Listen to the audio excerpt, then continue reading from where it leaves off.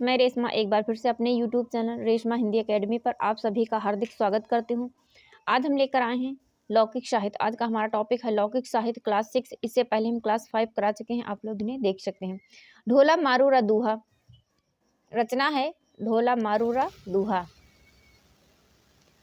ढोला मारूरा दूहा 11वीं शताब्दी में, कब? तो 11वीं शताब्दी में रचित यह एक लोक भाषा काव्य है। कैसा काव्य है? तो यह लोक भाषा काव्य है। ढोला मारूरा दूहा 11वीं शताब्दी में रचित एक लोक भाषा काव्य है।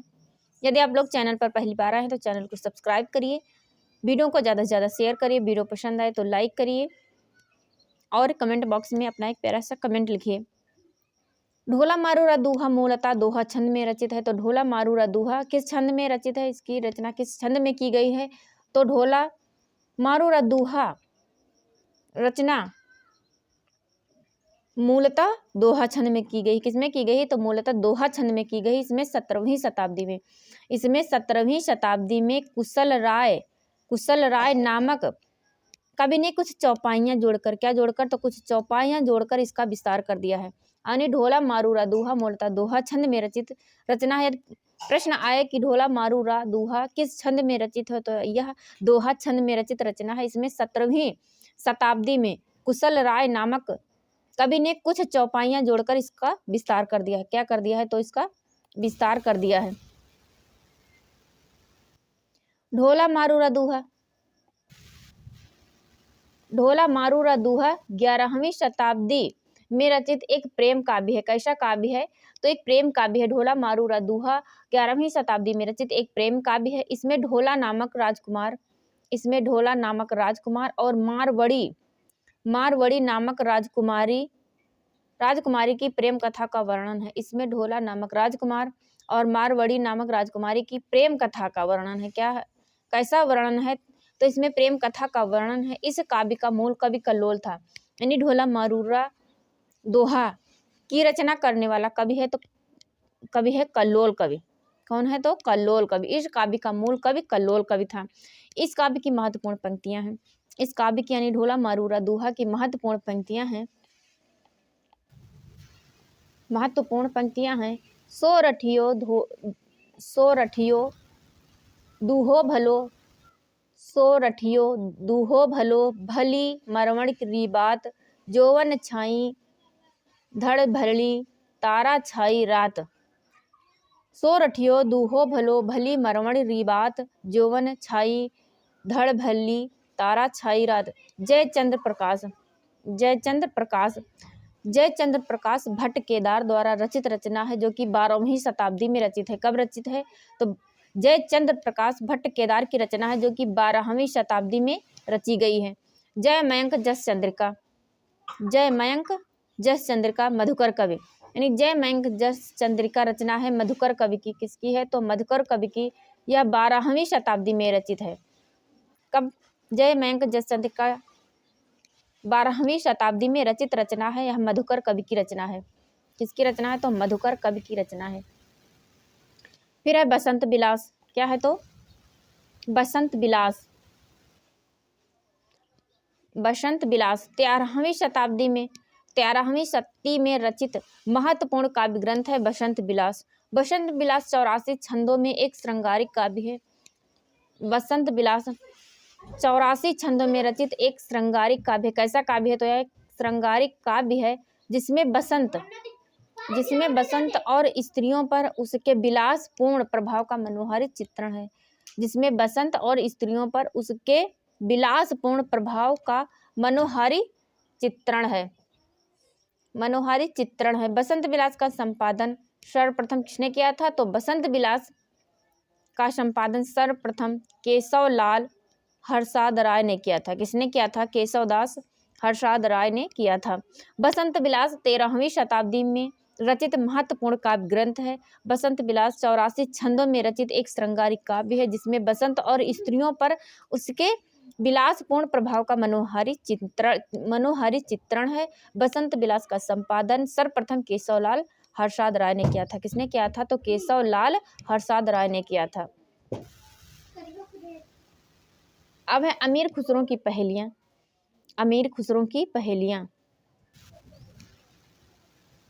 अमीर खुसरो की पहेलियाँ। खुसरो की खड़ी बोली, खुसरो को खड़ी बोली हिंदी का प्रथम कवि माना जाता है। क्या माना जाता है? तो अमीर खुसरो को खड़ी बोली हिंदी का प्रथम कवि माना जाता है। इनका नाम, इनका वास्तविक, अमीर खुसरो का वास्तविक नाम था अब्दुल हसन। क्या था? तो अब्दुल हसन। और इनके गुरु का नाम निजामुद्दीन औलिया था। क्या था? तो निजामुद्दीन औलिया। अमीर खुसरो का वास्तविक नाम था अब्दुल हसन। अमीर खुसरो के गुरु का नाम था निजामुद्दीन औलिया। क्या था? तो निजामुद्दीन औलिया। आचार्य रामचंद्र शुक्ल के अनुसार, आचार्य रामचंद्र शुक्ल के अनुसार खुसरो ने 1283 ईस्वी के लगभग, कब? तो अमीर खुसरो ने 1283 ईस्वी के लगभग अपनी रचना प्रारंभ की। आचार्य रामचंद्र शुक्ल के अनुसार 1283 ईस्वी में लगभग 1283 ईस्वी में लगभग खुसरो ने अपनी रचनाएं आरंभ की। कब की? तो 1283 ईस्वी में अमीर खुसरो ने अपनी रचना करना आरंभ की। उनका जन्म, अमीर खुसरो का जन्म एटा जिले के पटियाली गांव में हुआ था। कहाँ हुआ था? तो उनका जन्म एटा के पटियाली गांव में हुआ था। वे बड़े विनोदी और सहृदय व्यक्ति थे तथा एक दूसरे से मिलना मिलाना उनको पसंद आता था। वे बड़े विनोदी और सहृदय व्यक्ति थे। कौन? तो अमीर खुसरो। अमीर खुसरो जनजीवन के साथ घुल मिलकर काव्य रचना करने वाले कवियों में खुसरो का महत्वपूर्ण स्थान है।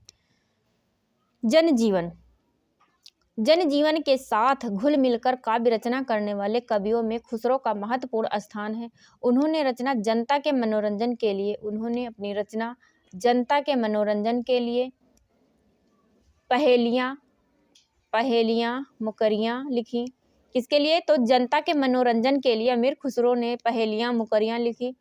इनकी पहेलियाँ और मुकरियों में उक्त वैचित्र्य की प्रधानता है। क्या है? तो इनकी पहेलियाँ और मुकरियों में उक्त वैचित्र्य की प्रधानता है। अमीर खुसरो की 100 रचनाएं बताई जाती हैं। कितनी बताई जाती हैं? तो अमीर खुसरो की 100 रचनाएं बताई जाती हैं, जिनमें प्रमुख हैं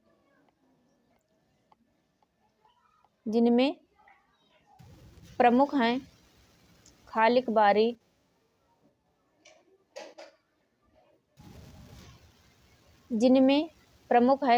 बारी, पहेलियाँ, मुकरियाँ, दो सुखने और गजल।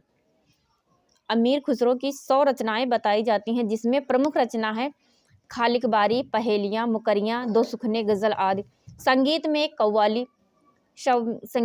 कव्वाली तराना गायन शैली और सितार के जन्मदाता माने जाते हैं। कौन माने जाते हैं? तो अमीर खुसरो माने जाते हैं। संगीत में कव्वाली, तराना गायन शैली, सितार के जन्मदाता माने जाते हैं अमीर खुसरो। अमीर खुसरो को निम्नलिखित उपाधियों से नवाजा गया है।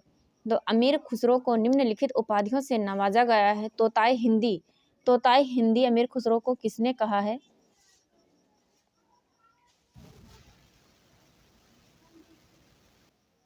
तोताए हिंदी अमीर खुसरो को किसने कहा है? तो अलाउद्दीन खिलजी ने कहा है। किसने कहा है?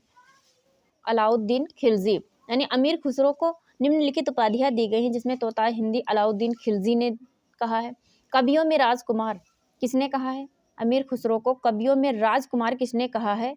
तो प्रसिद्ध इतिहासकार डॉक्टर ईश्वरी प्रसाद द्वारा कहा गया है। कवियों में राजकुमार कौन है? तो अमीर खुसरो हैं। किसने कहा है? तो प्रसिद्ध इतिहासकार डॉक्टर ईश्वरी प्रसाद द्वारा कहा गया है। अवधि का प्रथम कवि अमीर खुसरो को अवधि का प्रथम कवि डॉक्टर रामकुमार वर्मा द्वारा कहा गया है। किसके द्वारा कहा गया है? तो डॉक्टर रामकुमार वर्मा द्वारा कहा गया है। फिर है विद्यापति। 1360 से 1450 ईस्वी, 1360 से 1350 ईस्वी पंडित हरि मित्र के शिष्य थे। क्या थे? तो किसके मित्र थे? तो पंडित हरि मित्र के शिष्य थे। विद्यापति 1360 ईस्वी से 1450 ईस्वी पंडित हरि मित्र के शिष्य थे। उन्होंने 3 भाषाओं में 14 ग्रंथों की रचना की है। विद्यापति ने 3 भाषाओं में 14 ग्रंथों की रचना की है। नंबर 1 है संस्कृत में इनकी रचनाएं हैं शैव सर्वस्व सार, गंगा वाक्यावली, दुर्गा भक्ति, तरंगिणी, भू परिक्रमा, दान वाक्यावली, पुरुष परीक्षा, विभाग सार, लिखनावली, लिखनावली, गया पत्तलक, वर्णकृत्य, गया पत्तलक, वर्णकृत्य।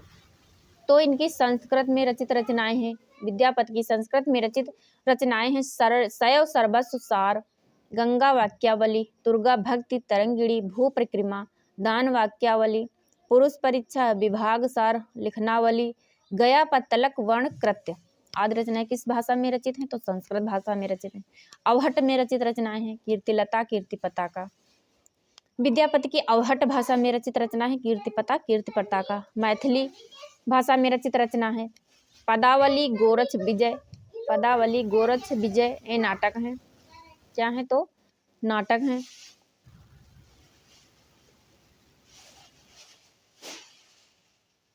मैथिली भाषा में रचित रचना है पदावली, गोरक्ष विजय, एक नाटक है। विद्यापति की पदावली अत्यंत प्रसिद्ध है।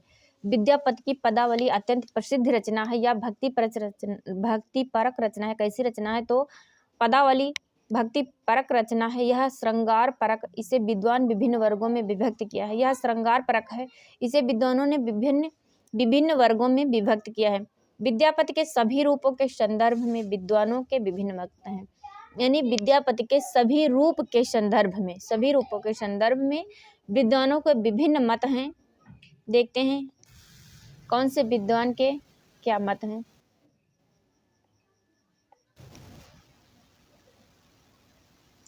विद्यापति को श्रृंगारिक कवि मानने वाले कवि, यानी विद्यापति श्रृंगारिक रचना की है तो विद्यापति को श्रृंगारिक कवि मानने वाले विद्वान हैं हरप्रसाद शास्त्री, रामचंद्र शुक्ल, सुभद्रा झा, राम कुमार वर्मा, राम वृक्ष बेनीपुरी आदि कवियों ने विद्यापति को श्रृंगारिक कवि माना है। विद्यापति को भक्त कवि मानने वाले विद्वान, तो विद्यापति को भक्त कवि किसने माना है? तो बाबू ब्रजनंदन सहाय, श्याम सुंदर दास, हजारी प्रसाद द्विवेदी आदि कवियों ने विद्यापति को भक्त कवि माना है। क्या माना है? तो विद्यापति को भक्त कवि माना है बाबू ब्रजनंदन सहाय, श्याम सुंदर दास, हजारी प्रसाद द्विवेदी।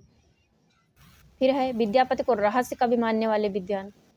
विद्यापति को रहस्य कवि मानने वाले विद्वान हैं जॉर्ज ग्रियर्सन, जनार्दन मिश्र। विद्यापति को रहस्यवादी कवि मानने वाले विद्वान हैं जॉर्ज ग्रियर्सन, जनार्दन मिश्र। तो आज की हमारी क्लास यहीं तक, फिर मिलते हैं नेक्स्ट वीडियो में। ऐसे ही बेहतरीन वीडियोस के साथ जुड़े रहने के लिए आप लोग हमारे चैनल से जुड़े रहिए। चैनल पर पहली बार आए हैं तो चैनल को सब्सक्राइब करिए। वीडियो पसंद आए तो इसे लाइक करिए, वीडियो को ज़्यादा से ज़्यादा शेयर करिए। कमेंट बॉक्स में अपना एक प्यारा सा कमेंट लिखिए जिससे हमें रिव्यू मिले कि हमारा कंटेंट कैसा है, इसे हम और बेहतर बनाने की कोशिश करेंगे। फिर मिलते हैं, तब तक के लिए थैंक यू।